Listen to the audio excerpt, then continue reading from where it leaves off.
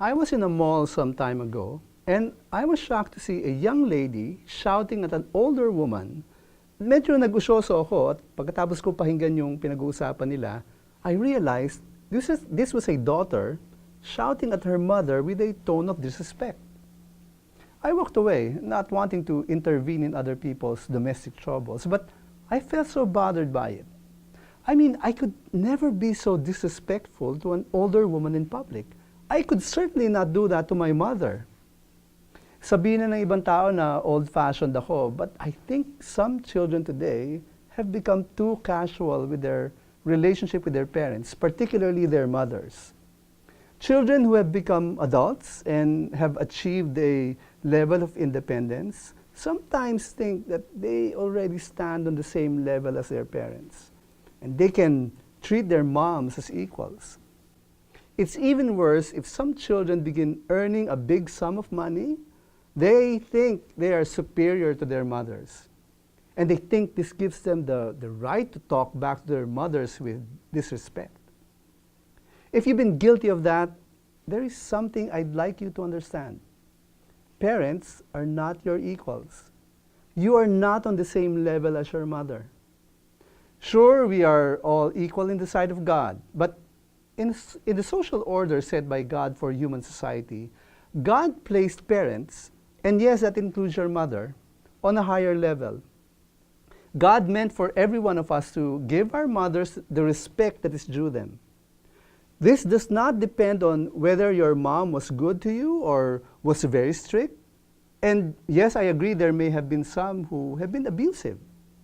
The respect you accord to her is based on the fact that it is God who has given them a position of honor in the family. It doesn't mean you cannot reason out with them. It does mean respect should always be there if you do. Listen to how God commanded the people of Israel on how mothers and fathers are to be treated in the book of Leviticus. Notice how God linked this command to his own character and identity.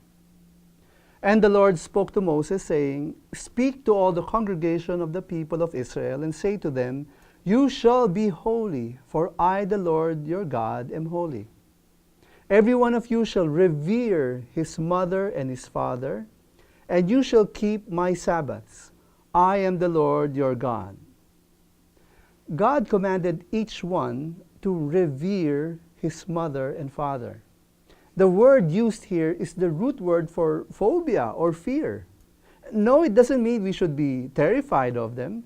It tells us that God meant for us to have a sense of reverent fear before our parents.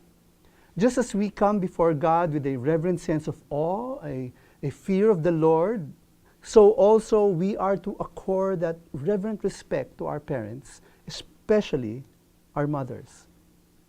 I believe the principle that God imparted as he gave this command to the people of Israel continues to apply to the people of God today, those who follow Jesus as Lord. In fact, I believe that God gave this as a universal principle to govern the relationships of all children to their mothers and fathers anywhere in the world. So, regardless of your relationship with your mother, whether you are in a loving relationship with her or you're not too close, or you may even be in conflict with her, if you want to honor God in your life, there is one thing you have to remember. Respect your mother.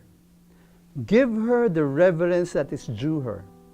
Do not speak ill of her to others, whether she is with you or not. Remember, as we give our mothers the respect that they deserve, in honor of our God, faith matters too.